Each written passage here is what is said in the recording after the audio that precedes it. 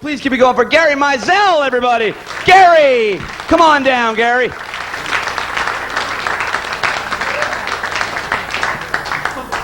Well, thanks for that introduction. It's so nice to hear my name without the people of the state of New York verses preceding it.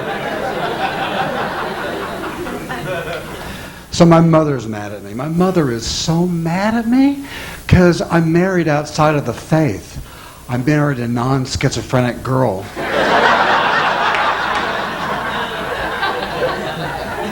So I'm schizophrenic, and so am I. No, I'm not really schizophrenic. I'm manic depressive with psychotic features. In case you can't tell from looking at me, that's my actual diagnosis. So maybe you're curious, what my life is like as a manic depressive. Let me give you a little slice of my life. This is mania. Your eyes are wide open. You don't need sleep. You don't need food. What am I going to do today? I think I'll get a job. Look through the help wanted section. I can do that. I can do that. I can do that.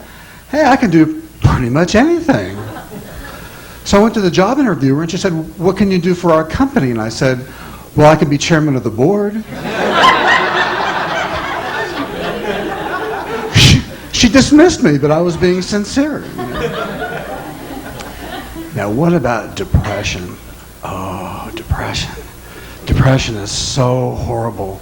It's so terrible. I don't even have a joke to make about depression, except to say, if you're clinically depressed, you want your primary care physician to be Dr. Kevorkian.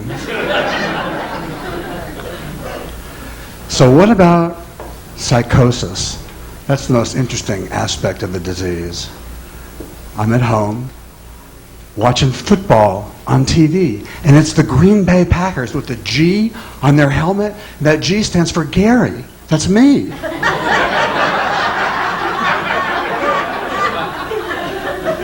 And as I'm watching the TV, I notice the TV is watching me back. And the announcers are making oblique but nevertheless relevant references to me. And just then, the camera catches this player on the sideline with the G helmet in his hand, and he's banging it against his leg and yelling at the coach. And I was humiliated, totally humiliated that one of my players would be yelling at the coach because of all the millions of people that were tuning in to see my team.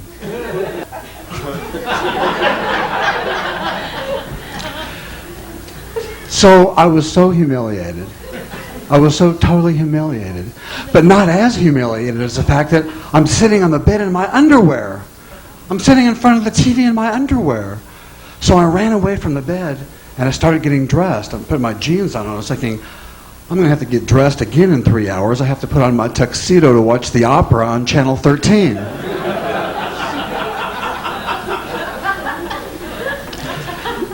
So I've got a new shrink, and every time I get a new shrink, I get a new diagnosis. But really, manic depressive with psychotic features is the key for me.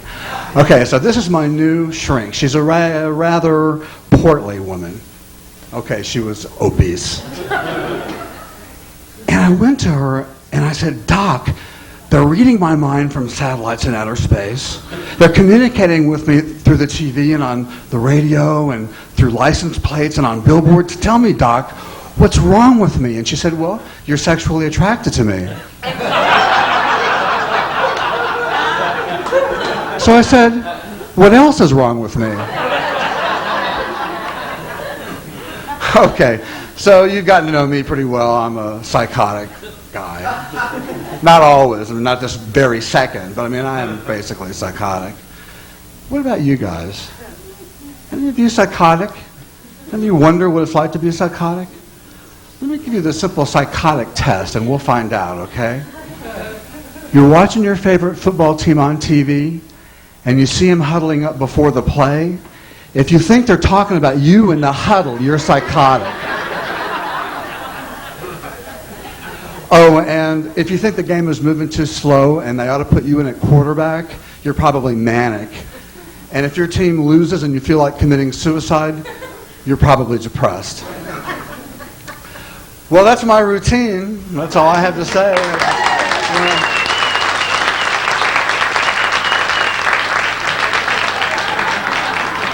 I just want to leave you with one thought, just one question before I go, okay? Where does this material come from? Where do you think I get this material? I just stopped taking my medication. That's it.